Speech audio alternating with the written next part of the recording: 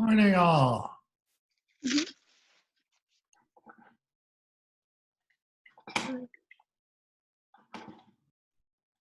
All right, let's get set up here. We'll give it a couple more minutes for people to show up, and we'll jump into it.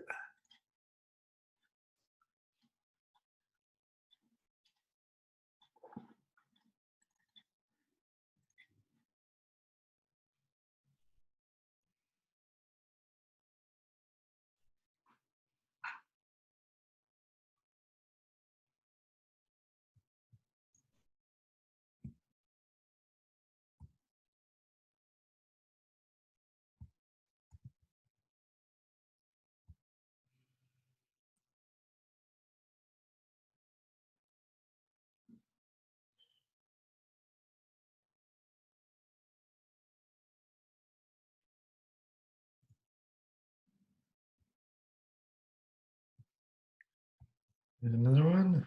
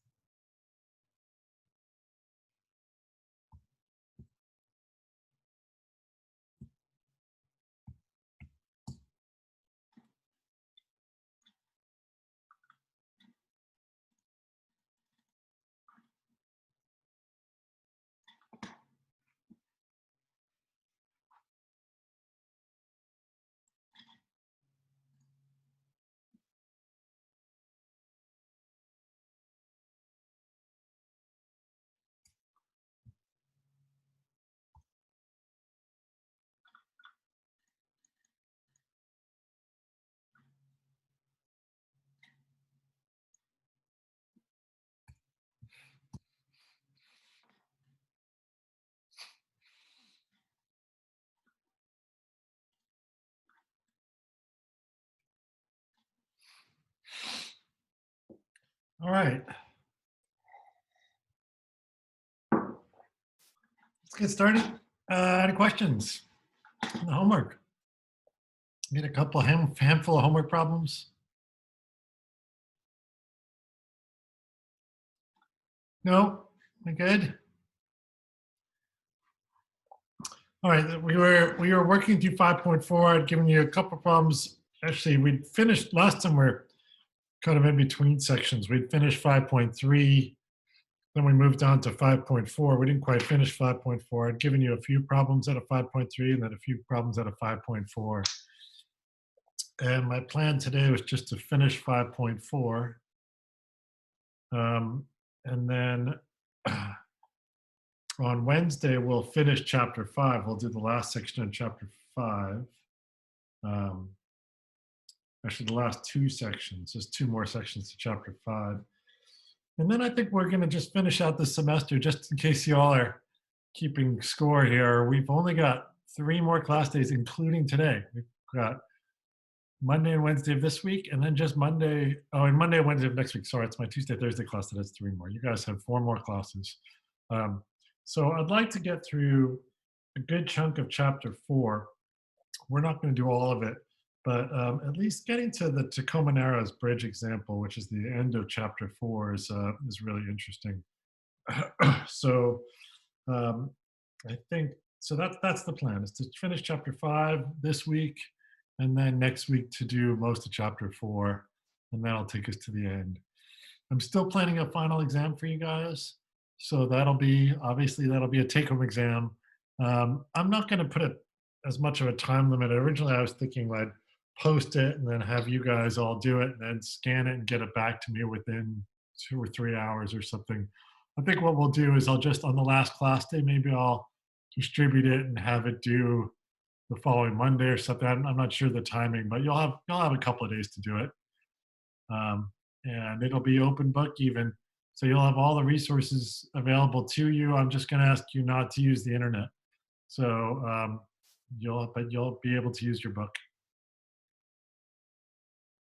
Any questions about that real quick before we jump in, finish chapter 5? Okay. All right. So again, my only goal for today is to get through 5.4. I don't think it's going to take us an hour and 15 minutes.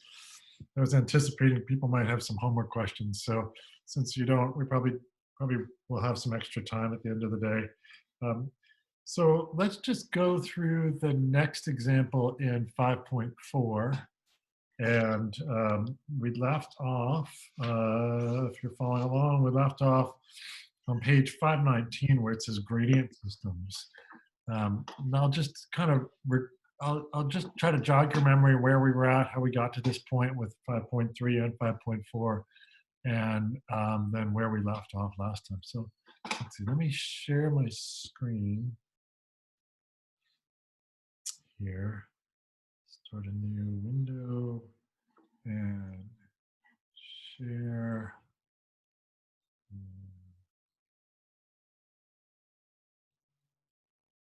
Cool. All right. So you all should be seeing a blank iPad screen at this point. Oh, no, now it paused. Resume share. There we go. All right. All right. So just to remind you where we were at, 5.3, we were talking about Hamiltonian systems.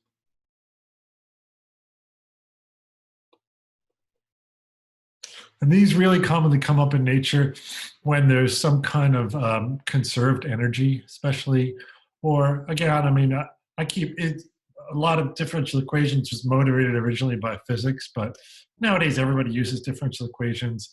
The next biggest area outside of the sciences is economics. So you could think about a financial system where the total amount of capital and money, or whatever value of the system is constant. I mean, these sorts of systems happen a lot. And in these kinds of systems, there's some function, which is called the conserved quantity, that is constant. And in that kind of system, we have dx dt is minus partial h with respect to y, and dy dt equals partial h with respect to x. I'm just reviewing here. And excuse me, I'm having terrible allergies. And one thing to know about that system, sorry, it's not I said it was constant, but that's not quite right. It's constant on solution curves. So what I mean by that is, let's say you start at some particular initial condition. Okay, that's just some point in the xy plane. That's your initial condition. Then h will have some value there. And now you let this point evolve according to the differential equation. Our differential equations really tell you how points in the phase plane move. They tell you you should think of these two quantities as the components of a velocity vector. And you could think of that as a force pushing this point. So this point starts to move along a solution curve. And when I say h is constant, I mean the value of h is the same at every point on that curve.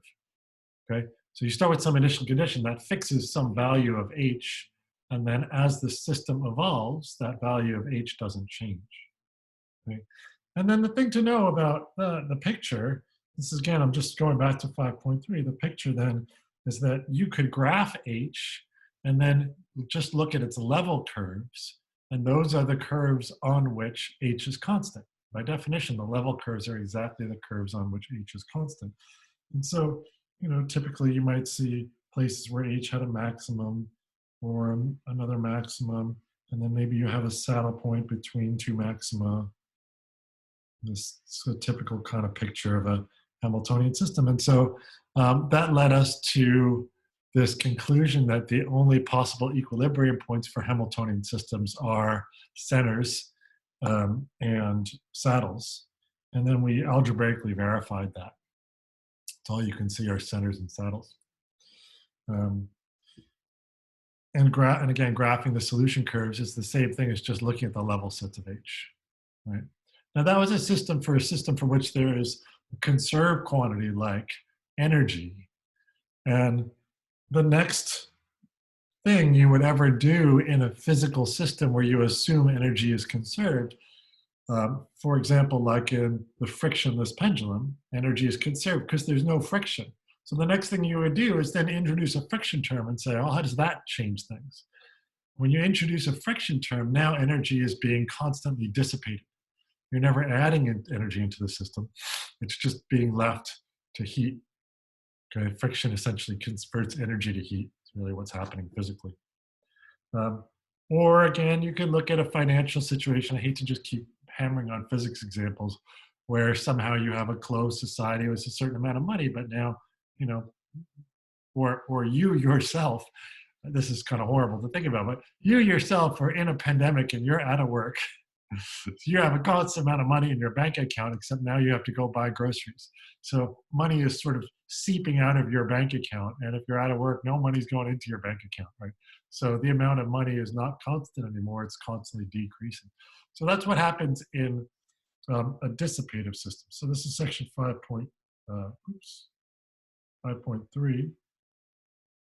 are dissipative systems.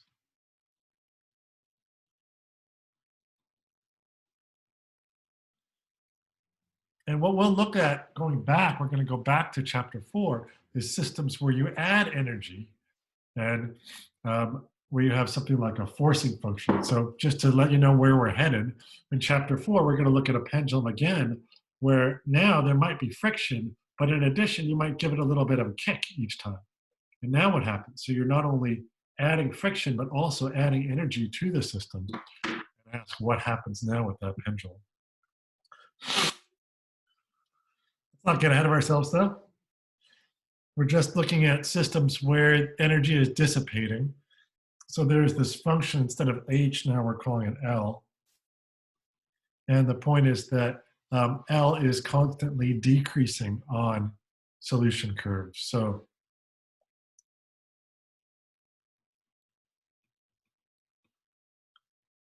I don't want to say constantly, it's a bad term. It decreases.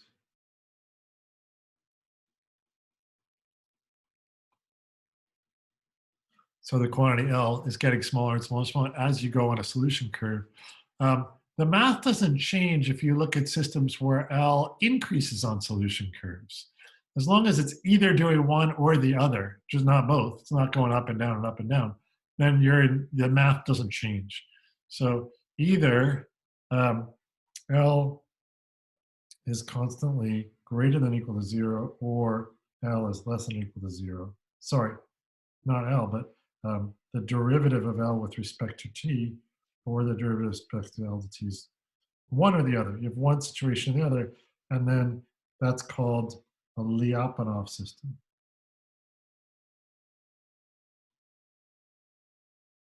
So a Lyapunov function is just a function whose derivative is always positive on solutions curves. Or you could look at a situation where the derivative of L is always negative on solution curves. That's also considered a Lyapunov system. And essentially nothing changes. And what's happening here, if you compare the Lyapunov function to the Hamiltonian function, you're always traveling along a level curve. In a Lyapunov system, you're always crossing level curves. So if dl dt is always positive, it means you're always increasing in height. So you're crossing the level curves from low to high. And if you think about the graph of L, then the solution curve. So if we think about the graph of L, as there's some maximum there and some level curves. If dl dt is always greater than or equal to 0, it means, colors. It means the solution curves are always increasing. So if I look straight down on this picture, what we'll see is the level curves of L,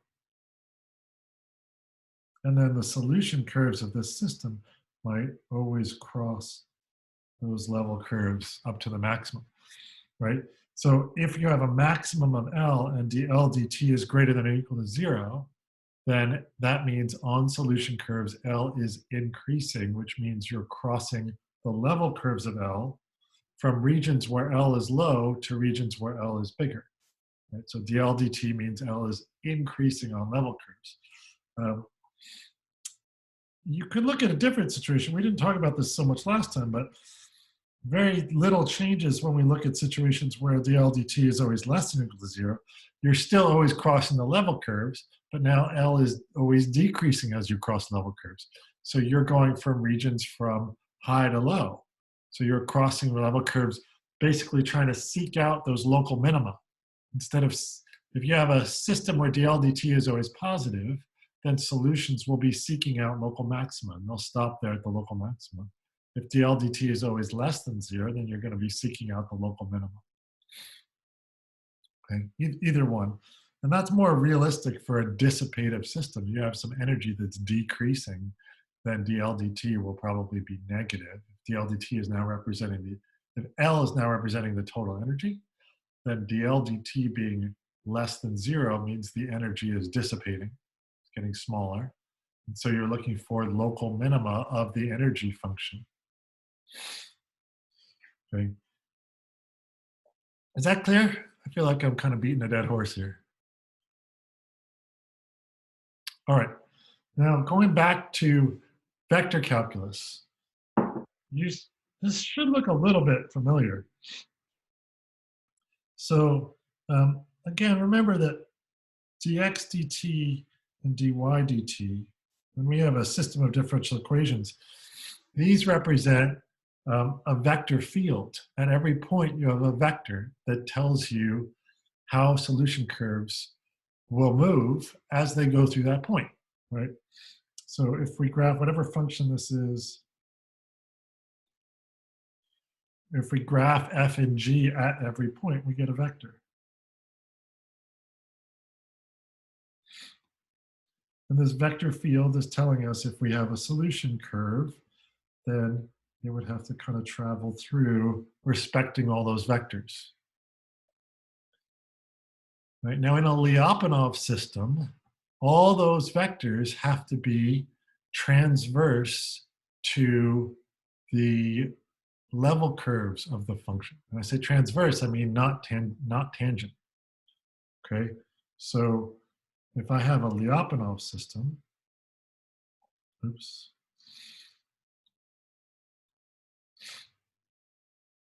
I've got point, and here's my, let's say that's a local maxima of my system, right?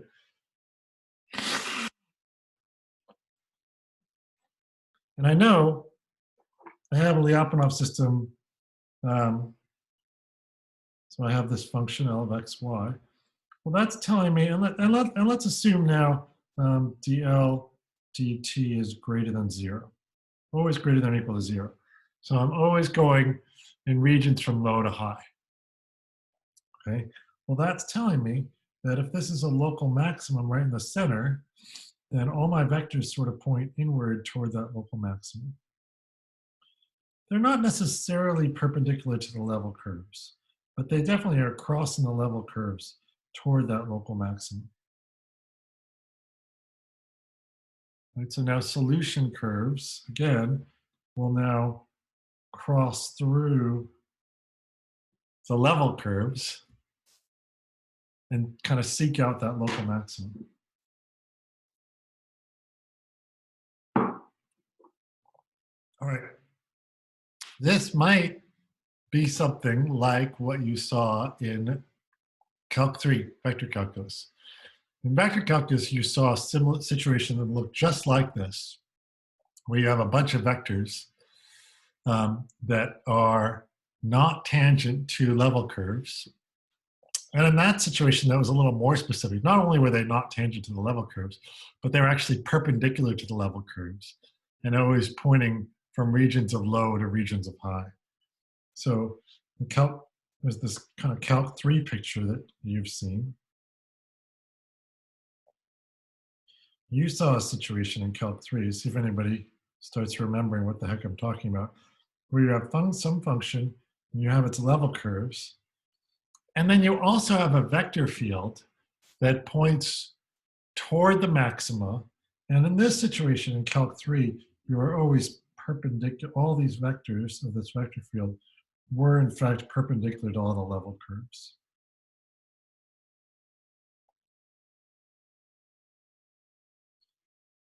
It's a little more specific because in the situation we were just looking at, we know they're crossing the level curves, but we don't know they're perpendicular. But in Calc 3, it was a more specific situation where you have this vector field that always points from low regions to high regions, and it's perpendicular to the level curve. So it's a little more specific than what we were just looking at. Anybody remember what I'm talking about? Are these Lagrangians? Close. It was something you The did. gradient? What's that? The gradient? Gradient. It's the gradient function. Yeah. Means, so if, again, if the level curves, if these are level curves of some function L, then this vector field we're looking at, the vector field is the gradient of L. Gradient of L was the function, was a vector field that always points from low to high and is always perpendicular to level curves. For those of you who are really rusty with their vector calculus, they don't remember what that upside triangle means, or they don't remember what gradient means. It was like the easiest of the vector calculus operations. All it is it's a two-component vector in this case, and the components are just the partials, partial L with respect to x. Right? And the thing you learned about that vector field when you look at its partials and create a vector field from its partials is that it's always perpendicular to the level curves. All right, so we're going to put this idea together with the idea of the Lyapunov function to create a specific kind of Lyapunov function. Now we're going to look at a special case of Lyapunov functions. So again, in general, Lyapunov functions, these vectors don't have to be perpendicular to level curves, but they could be. Okay, that would be a specific kind of Lyapunov function. And that leads us to this idea of a gradient system. So in a gradient system, that's a specific kind of Lyapunov system.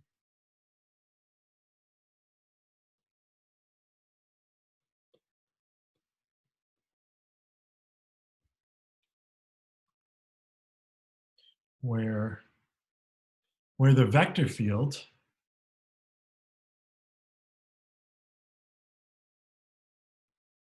is the gradient of this L function.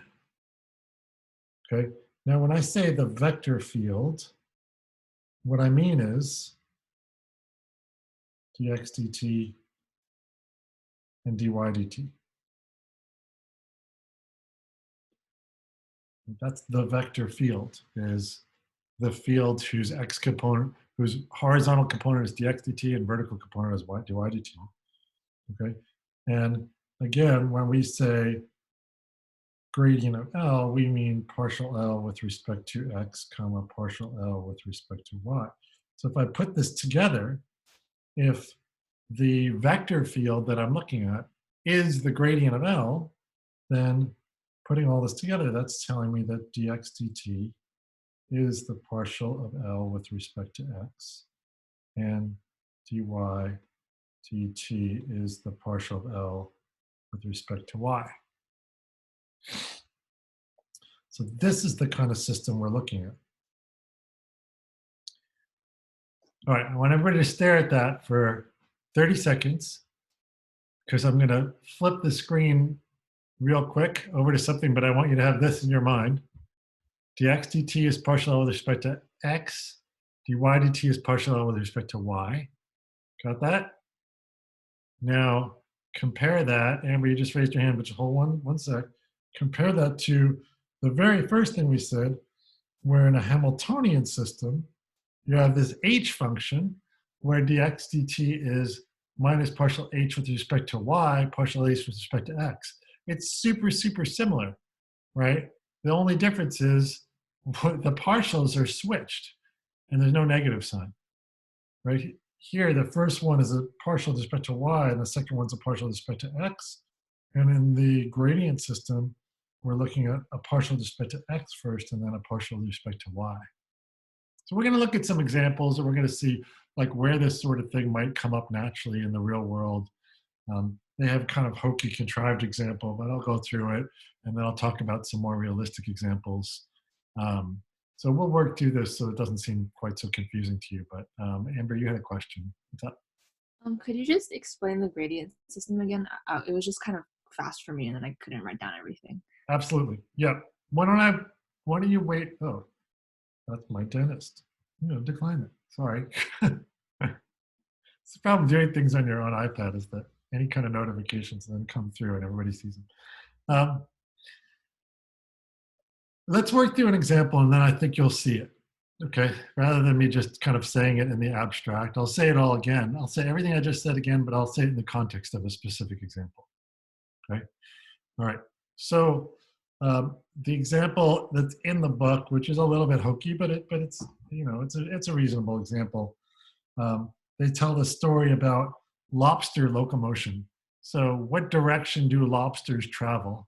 And apparently there's some evidence, according to the authors of the book, that when lobsters are seeking out food, somehow they wave their antennas around in the air, and they always go in the direction of the highest concentration of smell, right? So there's some dead fish in the water. I guess lobsters are scavengers. I didn't know that. There's some dead fish decaying in the water. That dead fish is going to release particles into the water, which are things that the lobster can smell. And so you have this concentration of these dead fish particles in the water. The lobster, which is located somewhere else, waves its antenna around and then detects in which direction the concentration is highest, and it moves in that direction. So it's going to move in the direction of highest concentration of smell of dead fish particles. Makes sense, right? If you're going to navigate by smell, you're going to try to figure out in what direction the smell is coming from. And by that, you mean in what direction is the concentration of those particles in the air going to be increasing the fastest? You want to go toward your prey. So you want to go in the direction in which the concentration is increasing the fastest. Okay, so they now come up with a specific function. So their function, they use the letter S, but I'm going to be a little more suggestive and use the letter L. L of x comma y is x squared over 2 minus x to the 4th over 4 minus y squared over 2. They have a plus 8 here. I don't think this plus 8 matters. I'm going to use plus 2 because that's the one I graphed. The plus 8, the graph goes off the screen. So plus 2. All right, so this function is supposed to be the concentration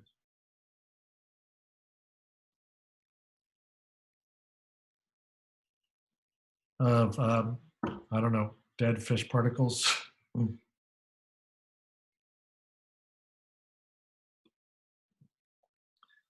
Okay. So let's just, before we go any further, before we do anything else, let's just get some feel for what this function is, okay? So I'm gonna switch my screen share over to this graphing program. Can you all see that? Yes, Okay. yes. All right, so that's the function x squared over 2 minus x squared over x fourth over 4 minus y squared over 2 plus 2. You can do some things, visualize this in different ways, put a uniform shading on it and add the contours. And now if you were to look straight down on this, you could increase the number of contours.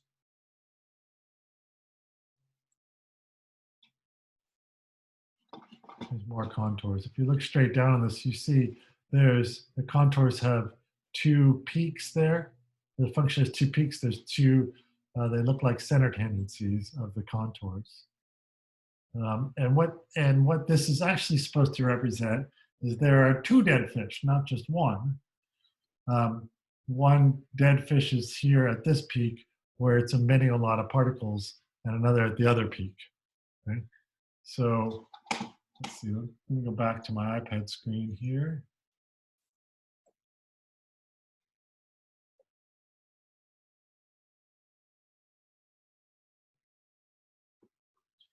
Okay, so we're back looking at this function, and the point is that there are two dead fish. One's located here and one's located here. And if we look at the graph, the level curves of the graph, which tell us how the concentration's dying off, then we've got level curves like this. And there's actually a saddle tangency right here in the middle. And then curves like this.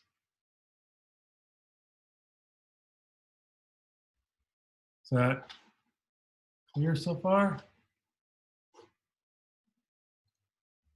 Oh, zoom share. Sorry, hold on a sec. But so we've got those two maxima, which represent two locations of two dead fish emitting particles. Okay. Now, you're a lobster. You're located right over here, let's say, in the bottom left. Okay.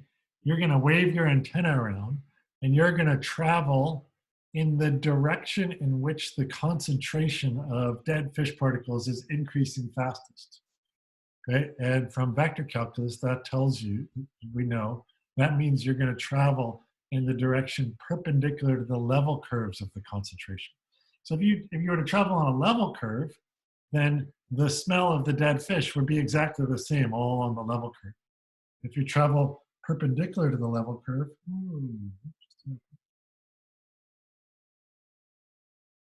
then you're going to move in a direction where the concentration increases. And then you're going to keep going and keep going and keep going and keep going until you find your dead fish. Okay, so you want to travel in a direction which is exactly the gradient of the function. The gradient of the function gives you this vector field. So we're going to compute the gradient of L, okay, and that's the direction of travel.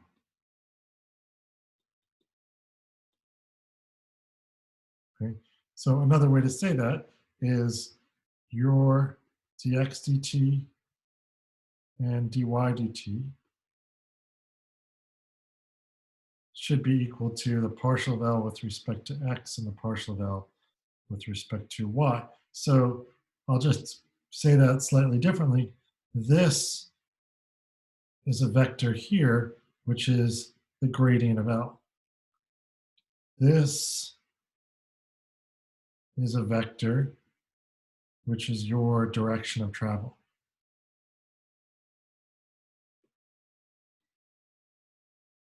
More than that, the magnitude of that vector is your velocity of travel.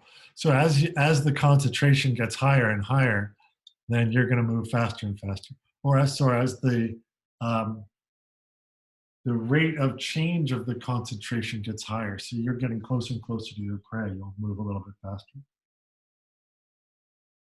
I shouldn't say you're getting closer and closer to your prey, that's not right. Because that curve kind of levels off at the peaks. So the slope there actually gets smaller. So you actually slow down as you approach the fish. A little hard to get your head around. But the point is, you want, just think about direction. You want your direction of travel to be in the direction of the gradient, right? So you want these things to be equal, and that's where these two equations are coming from. So we can compute the partial of L with respect to x, because we know what the L function is, it's up here. The partial of this function with respect to x is, looks to me like it's derivative of the first, x squared over 2 is just x.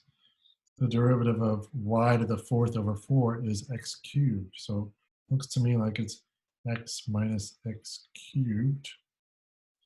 And going back up, the derivative with respect to y looks like it's just negative y.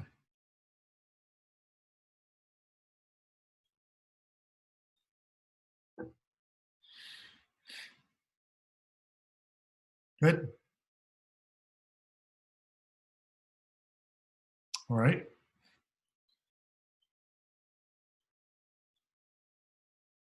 Let's check, first of all, it should be, right? It should be obvious, but let's check that this is a Lyapunov system, right?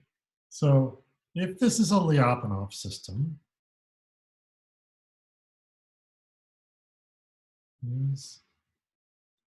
this Lyapunov. So remember with the Lyapunov system, what we need is that the partial, what we need, sorry, we have to make sure that if we're on a solution curve, then the derivative of L with respect to t is either always greater than or equal to 0 or less than or equal to 0. Or less than or equal to 0 will be fine. In this case, it will be greater than or equal to 0, okay? So we got to check this, okay? So we're going to check this just by computing dl dt, and we'll see that when we compute that, it is greater than or equal to 0. That tells us it must be a Lyapunov system. So again, the way you compute this is with the chain rule. You do the partial of L with respect to x times dx dt plus the partial of L with respect to y times dy dt. Hopefully this looks familiar enough to you at this point. We've done the same chain rule calculation for the past 3 class days. This is just how you compute the derivative of a function of 2 other functions with respect to the dependent variable, which is t in this case. This is now, so let's compute what this is. dx dl dx, partial L with respect to x. That's right over here. That's x minus x cubed.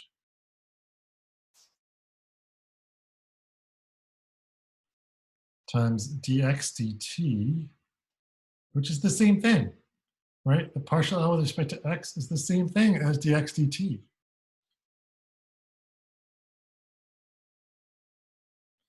Plus partial L with respect to y, that's here,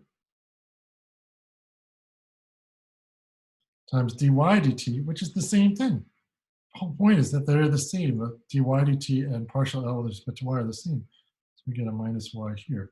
So that's x minus x cubed squared plus y squared. Since it's the sum of 2 squares, it has to be greater than or equal to 0.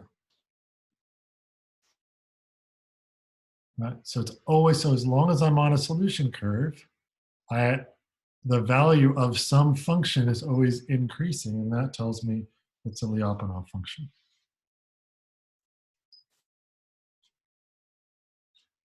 Amber, is this helping? Yeah.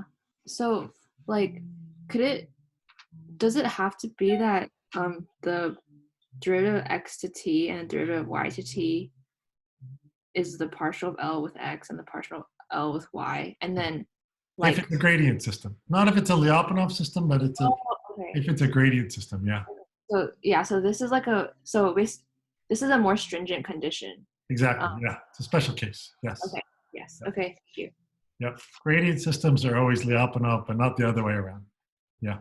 Just because we got greater than or equal to 0 didn't mean it was a gradient system, but in this case, it is. Yeah. Thank you. Yep. Sure. Yep. Yeah, so in this case, the vector field we're getting is always perpendicular to the level curves, which means wherever our lobster starts, it always ends up at the location of one of these dead fish, unless it starts somewhere right on the y-axis, in which case it goes up, up, up, up, up, up, up, up, up, and it gets to the saddle, and then it remains permanently indecisive. Right? It can't go anywhere from that saddle point, because at that point the gradient vector field is 0. That you could see right here. Is if x is 0 and y is 0, we just get 0, 0 as our gradient, right? Another way to say it, the Calc 3 way to say it is that that point in the middle is a critical point of the function, and at critical points the gradient is just 0.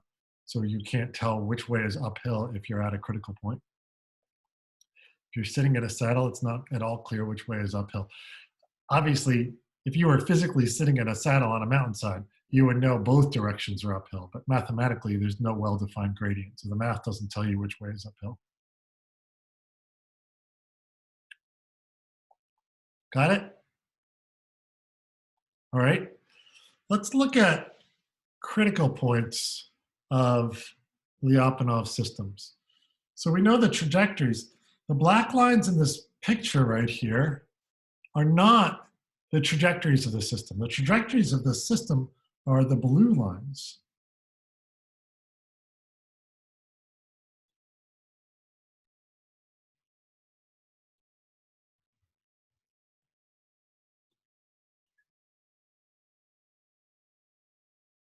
Let me try to redraw this picture without the black lines and just with the blue lines.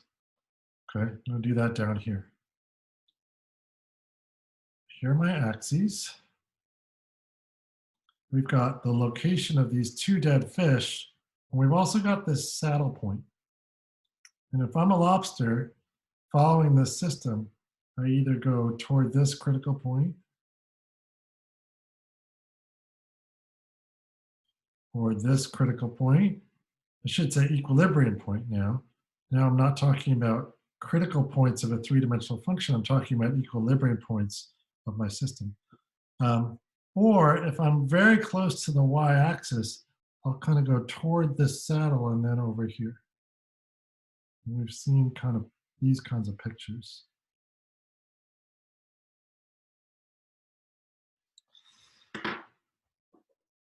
Okay, so those are the trajectories of the system. They're not the level curves of that function anymore. They are the trajectories of the solution curves. They are the solution curves for my differential equation, my system of differential equations. So just based on looking at this picture, how would you classify each of those equilibrium points? What kind of equilibrium points do they look like? Sinks, and then a source. Close. I'll give you another hint here. This goes toward the origin, but this goes away from the origin. Sinks in a saddle. Yeah, two sinks in a saddle. Two sinks in a saddle. All right, now let's see if that's a coincidence. So one of the things we're going to look at is what are the possible. So way back up here, I talked about Hamiltonian systems and how with a Hamiltonian system, all we could have are center tangencies and saddle tangencies, centers and saddles in a Hamiltonian system, because there the black curves are the trajectories. The black curves in this picture are the solution curves. Okay? The black curves in a gradient system are not the solution curves anymore. It's the blue curves that are the solution curves. Okay, so these are the solution curves now. Now let's see what kind of equilibrium points we can get. We know, at least from this picture, it looks like we can get sinks and saddles. But what else can we get? Can we get anything else? So let's just go through the math to see what else we can get. So remember, in a gradient system, we know that our position, dx dt, and dy dt, sorry, that's our velocity, our direction of travel, is the gradient of this function.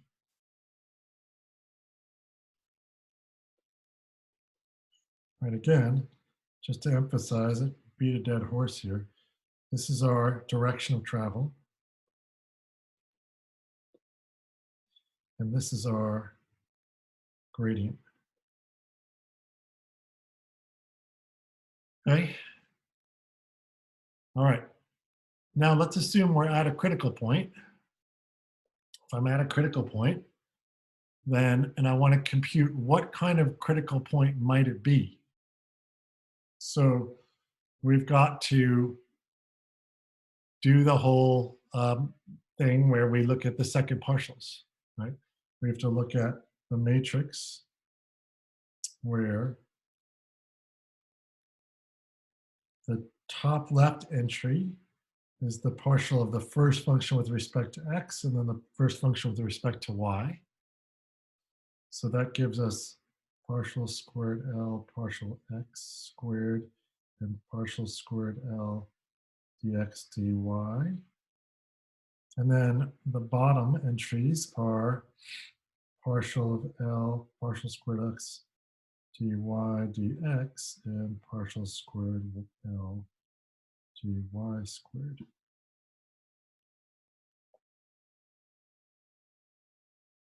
And we get, it looks like we get 4 numbers here, but what do you remember from vector calculus? How many numbers do we actually have and why? 3. 3. Yeah, how come? The off diagonal entries are going to be the same. Yeah, because of- for any function, the mixed partials are the same. So the top right entry equals the bottom left entry. So this matrix just has the form A, B, B, C. I don't know what those 3 entries are, but I do know the top right equals the bottom left. So let's now do the characteristic polynomial and see what kind of roots we can get for the characteristic polynomial. So we subtract lambda from the diagonal, take the determinant. That gives us a minus lambda times c minus lambda minus b squared equals 0. Okay, that gives us, let's see, lambda squared. We got a minus a lambda and a minus c lambda. So I'm going to write that as minus a plus c lambda. And then the last thing we get is a ac and a minus b squared. So we get plus ac minus b squared equals 0. Unless I screwed up, that's what we get.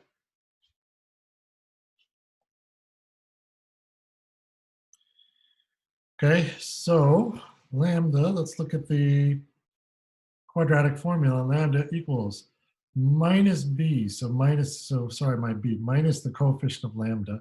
So that's just a plus c, plus or minus the square root of a plus c squared minus 4 times ac minus b squared all over 2. Y'all follow me? Yell out if I make a mistake. Y'all know I'm prone to algebraic mistakes.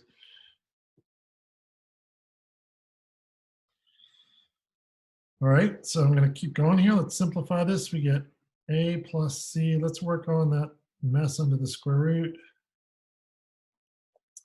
A squared plus 2ac plus c squared minus 4ac plus 4b squared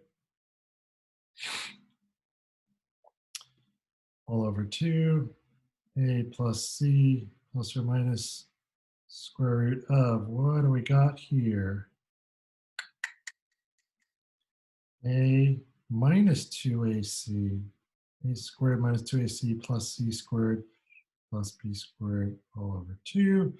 Almost done. That's a plus c plus or minus the square root of a minus c squared plus b squared all over 2.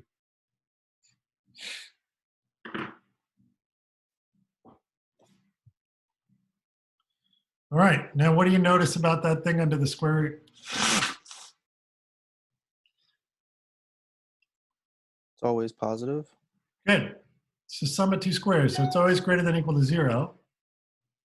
Okay, which means we can never get imaginary roots here. So we can rule out center tangencies and spiral sinks, spiral sources. So all that's left are saddles, sinks, and sources.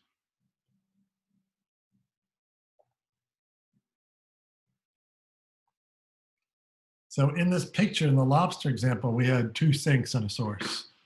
You could have, 2 sinks and a saddle. We had no sources, but they are possible.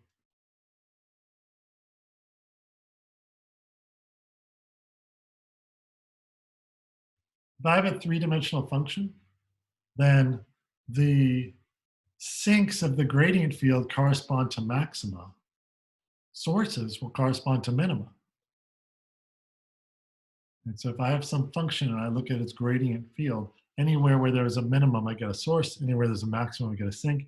And anywhere there's a saddle point, I get a saddle. That's why they're called saddle equilibrium points.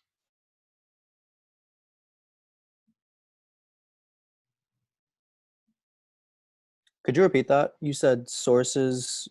Yeah. I'll just write it. So if we have this situation where dx dt equals partial L with respect to x, and dy dt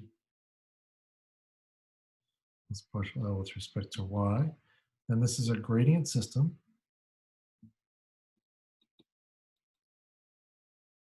And sinks correspond to maxima of L. Sources correspond to minima of L. And saddles correspond to saddles. Saddle equilibrium points correspond to saddle equilibrium points of the differential of the system of differential equations correspond to saddle critical points of that three-dimensional function. So I'll be a little more explicit here.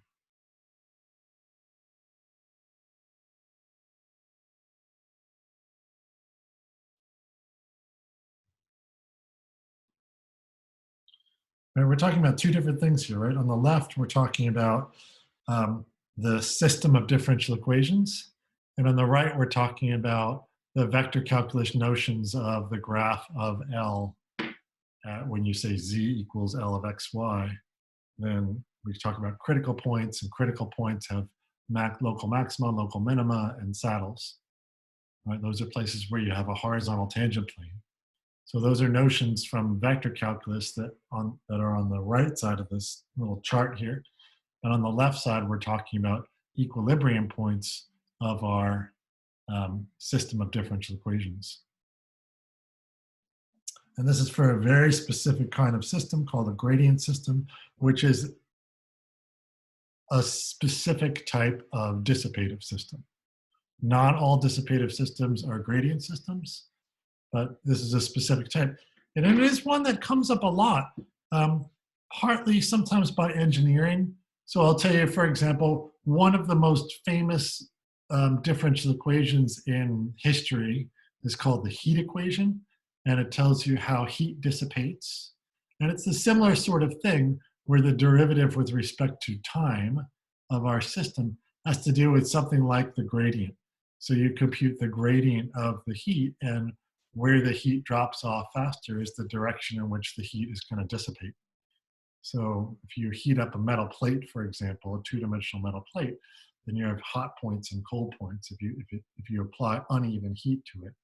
And then the question is, how does that heat dissipate over time? How does it spread out? And it's exactly this sort of logic of the math. Is a slightly more complicated. It's not that much more complicated, but you essentially compute the places where you compute the gradient of the heat and see where it's going most quickly from low to high. And those are the directions where the heat will dissipate. So there's a lot of natural systems that are gradient systems. It comes up a lot in nature. And also in engineering applications, if you're trying to design a system that somehow evens things out, you might want to design the system that will move in the direction opposite the gradient or toward the gradient, one or the other, depending on what your goals are as an engineer. So these kinds of systems are important. They're common enough that they're worth spending a class day on and studying and thinking about and having some homework problems about. Speaking of homework problems, I do want you to try this kind of on your own. There are a few gradient problems in the homework. There's really three of them specifically, well, three or four of them. There's 12 through 15. 15 is a little bit more about the two dead fish example with the lobster. So I want you to try these problems, but I'm going to work through one of them with you right now, and then you can work through the other ones. So the problems I want you to do for homework. So again, this is section 5.4. And we're talking about numbers 13, 14, 15. And 16 also has a similar, 16 and 17 are similar kinds of problems. 16 is just a continuation of the lobster example. I think it's not quite as important because we kind of already did it. And number 12 also is one. Number 12, I'm going to work through with you right now. So in number 12, it says, let g of xy be x cubed minus 3xy squared. And it says, what is the gradient system with vector fields given by the gradient of g? So they're saying, what is the system of differential equations that you get if you know that dx dt and dy dt are the partials of g? So what's the partial of g with respect to x? This is part A of the problem. Partial of g with respect to x? 3x squared minus 3y squared. Perfect. Partial of g with respect to y? Negative 6xy. Perfect. Great. Okay. So that is the associated gradient system. Again, you could think of that function g as giving a concentration of dead fish particles, or you can give it as heat or something like that if you're looking at the heat equation, something like that. And that gives us this associated differential equation. And the trajectories, the solution curves for this differential equation will always be perpendicular to the level curves of that function. Okay, so let's go back to the graphing program, and it says part B of this is sketch the graph of G and the level sets of G. I'm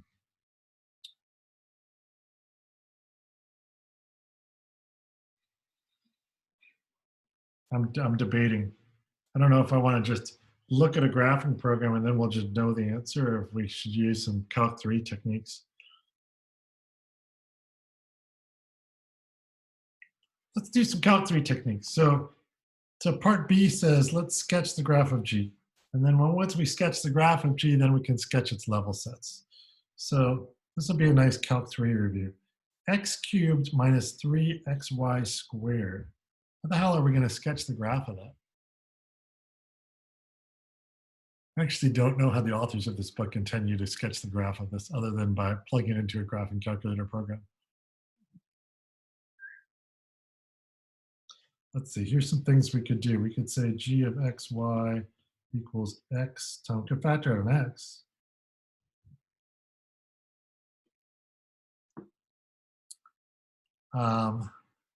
Boy, how do they expect you to do this?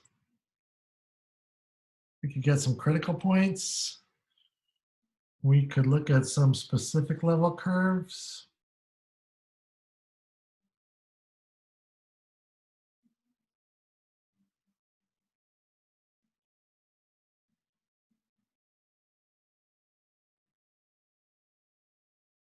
Oops.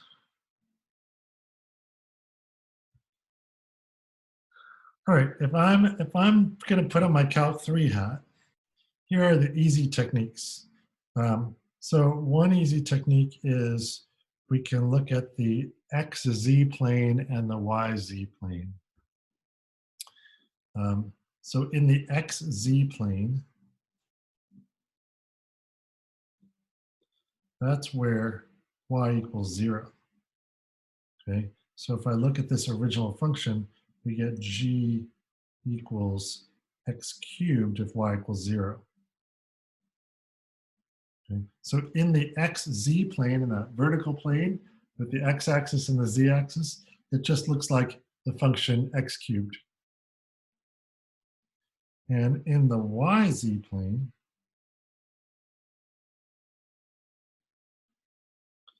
that's where x equals 0. And if x equals 0, we just get g equals 0. Oh boy. So in the xz plane, it looks like g equals 0, and in the in the xz plane, it looks like g equals x cubed. In the yz plane, that vertical plane, it looks like g equals 0. Another thing we can look at is critical points. To find the critical points, we take the partials and set them equal to 0. And we already have the partials. They're up there at the top. Notice finding the critical points of G, in this case, is the same as finding the equilibrium points of the system. That's another lesson there that I should have pointed out. If you have a gradient system, then the critical points of the function that you're taking the gradient of are the same as the equilibrium points of the system. Because to find either one, either the equilibrium points or the critical points, you're just setting the partials equal to 0. Okay, so let's solve this. So this means x squared equals y squared. So x equals plus or minus y. Okay, and then knowing this, the second equation tells us x equals 0 or y equals 0.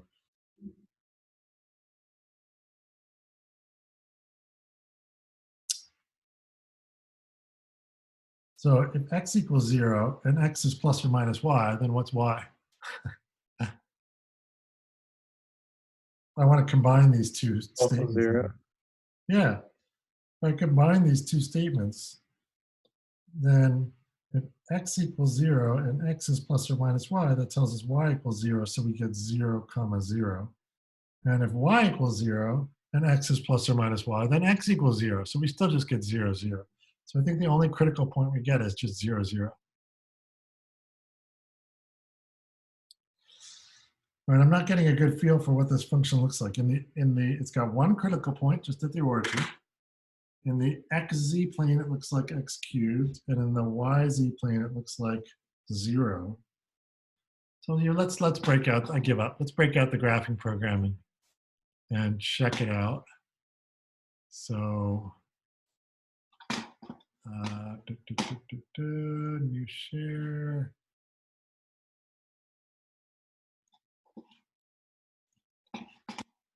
There you go. Hopefully you all are seeing that. I still have the old one up. Okay, we want the new one is, what's the function? X cubed minus 3xy squared. Wow, fantastic. Love it. Okay, you can see there's only one critical point right in the center there. That's the only place where there would be a horizontal tangent plane, is right at the center. It looks kind of like a saddle, except in a saddle, it goes up in 2 directions and down in 2 directions. This is going up in 3 directions and down in 3 directions. Everybody see that? Let's cheat and look at the level curves. So I think they're easier to see if I make this a uniform coloring. Turn on the contours, there they are. They're getting kind of messed up numerically in the center. They're getting kind of messed up. But what it looks like is, it looks like we took a pizza cutter and ran our pizza cutter to make 6 slices of pizza. So we made 3 cuts with our pizza cutter. And then it looks kind of like a saddle in each of those pizza slices. So going back to my iPad screen.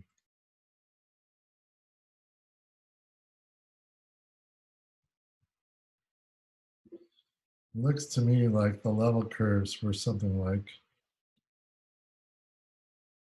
this.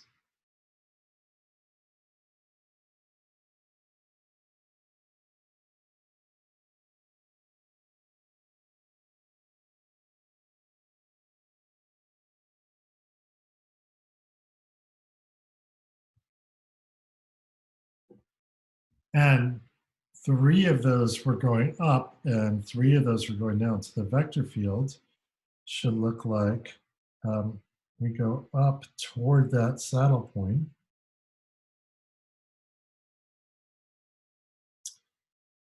on every other one.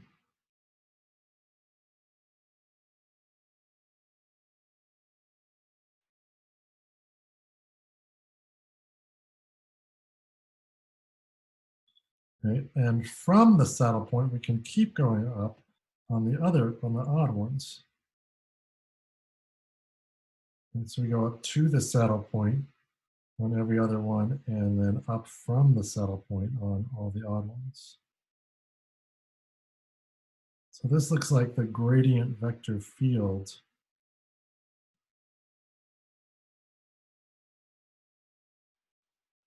for this system. And now if you think about solution curves, what they're going to look like is some of the solution curves will go directly toward the origin and get stuck. But most of the solution curves will do something like this.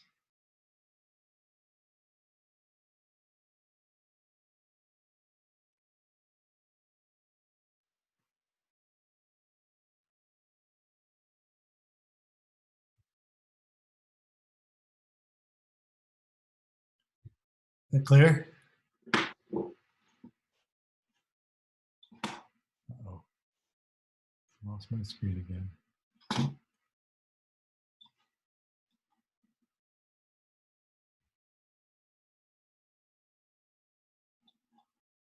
What do you think?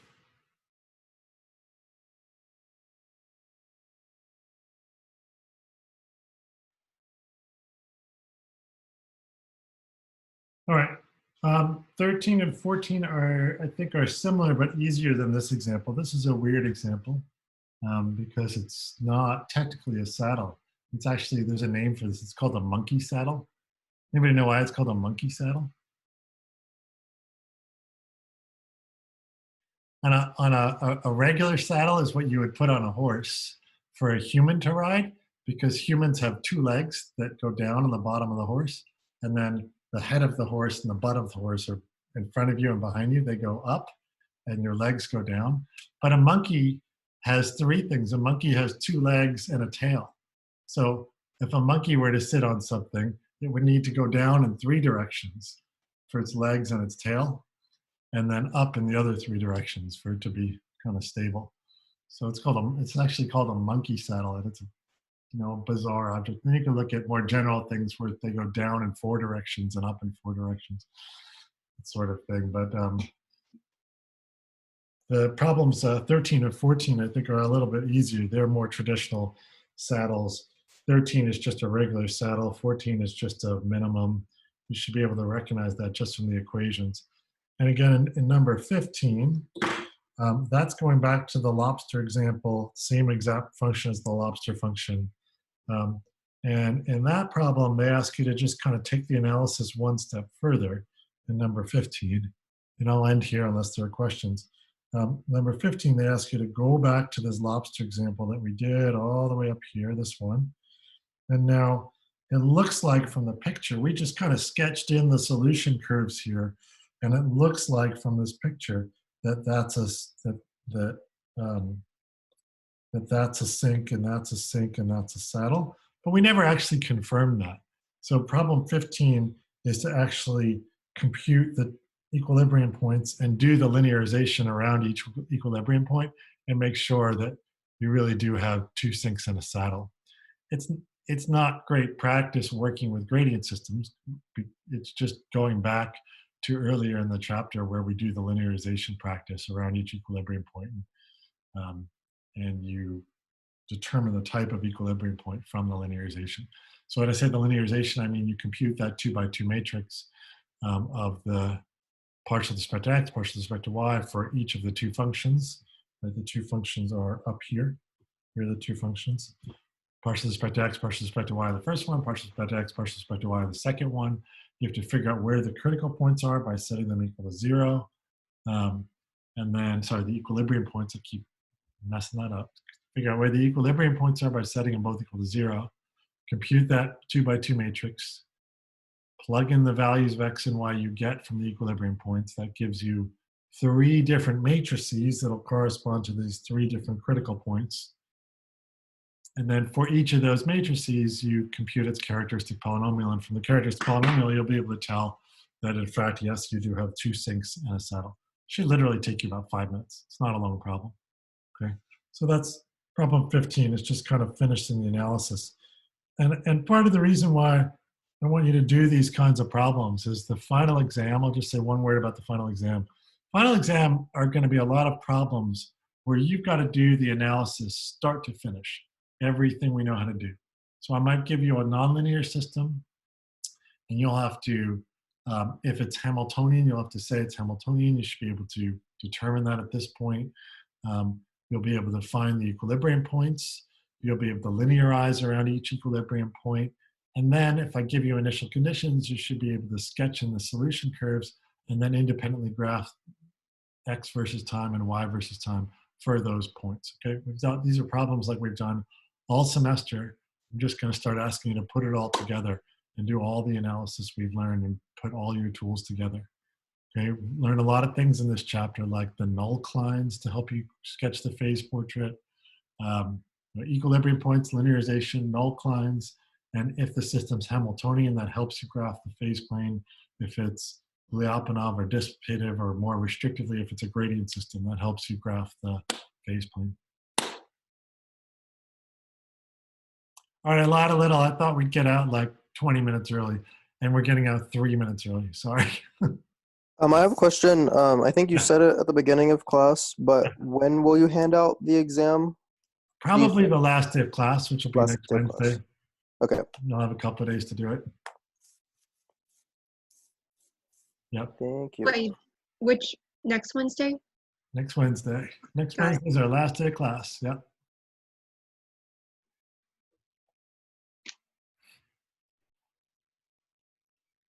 Good. Other questions? Okay, you got 3 homework problems to try, and then next time we'll finish up chapter 5. We'll do a 5.5, and we'll do. I'll mention 5.6. I'll just spend about 5 or 6 minutes on 5.6. Cool. All right. See you all next time. Thank you. Thank you. All right.